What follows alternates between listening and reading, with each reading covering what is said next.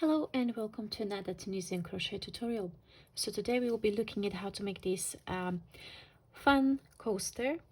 The pattern is available on my blog for free and there is accompanying placemat as well. So even though I worked the original sample in two colors, just for clarity I'm going to be working this in one color. This is a beginner-friendly pattern which is worked in small segments, small triangular segments that are added around, creating a circle-like shape. It's not a perfect circle, but it is close enough. So if you are following the pattern, for my original sample I used yarn and colors Epic, which is 100% cotton worsted weight yarn, and I used colors Opaline Glass, which is the main color, the blue, and then Golden Glow, which is the yellow. And for this project I used 5mm Tunisian crochet hook. You will also need tapestry needle for seaming and scissors. So to begin with, we start with a slip knot, and then we will chain 10. To chain, you yarn over the hook and pull through. That counts as a chain 1. Yarn over the hook, pull through 2, 3, 4, 5, 6, 7, 8, 9, and 10. Okay, we then turn our chain around and we will work into the back bumps of your chain stitches. You go under the back bump, yarn over and pull up a loop under the next one, and you pick up stitch in each of your bumps. So we started with 10 chains, so you will end up with 10 loops on your hook. And as you may know, we are working Tunisian crochet, which is worked in 2 steps, forward and return pass. So on the forward pass you are adding loops on your hook usually, and on the return pass you are working them off. So on the first segment we will start with a standard return pass, which is yarn over, pull through 1, and then yarn over, pull through 2. We will keep on repeating yarn over, pull through 2 all the way across until you have 1 loop left on your hook.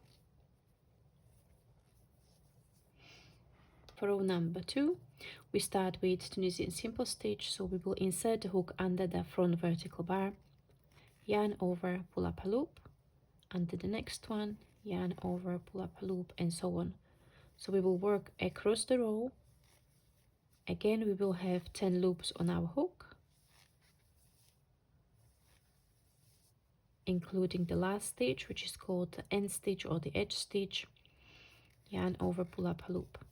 Now for the return pass, we will do something slightly different than we did for first row or for the row number 1. We will work return pass with a decrease. So we will yarn over, pull through 2. Okay, so we decreased 1 stitch here at the beginning, then we will go yarn over, pull through 2 again across the row. So now what we just did, we decreased 1 stitch. So now on the consecutive forward pass for row number 3, we will have 9 loops on the hook. For row number 3, we will work Tunisian simple stitch in every stitch. And because we decreased a stitch in the previous row, on return pass we will have 9 loops,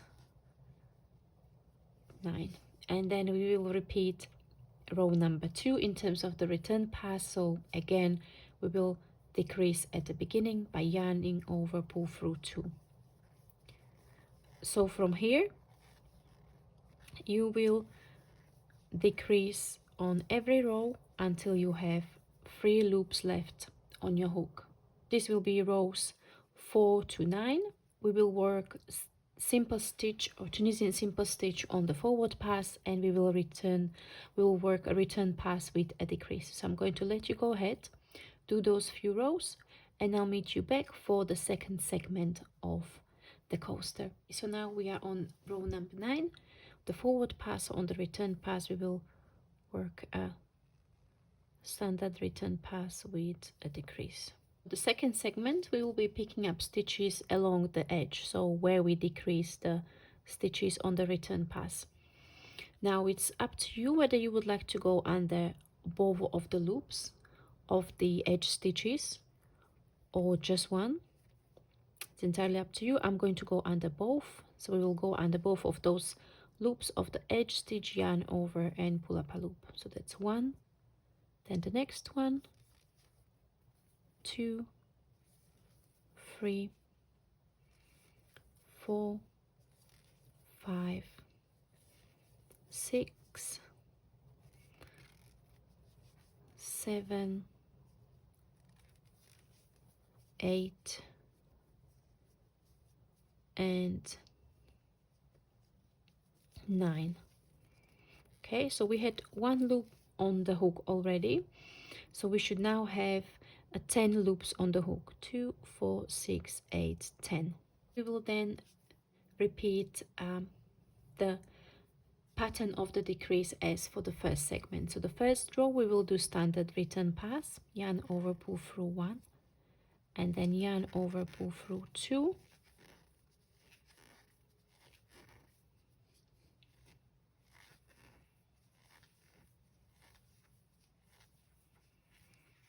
okay.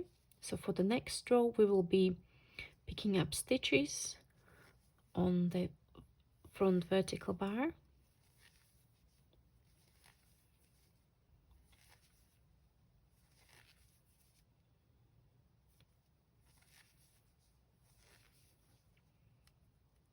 and the last one. However, here we start decreasing, so we will start working standard return pass with a decrease. So pull through 2, yarn over, pull through 2 all the way across,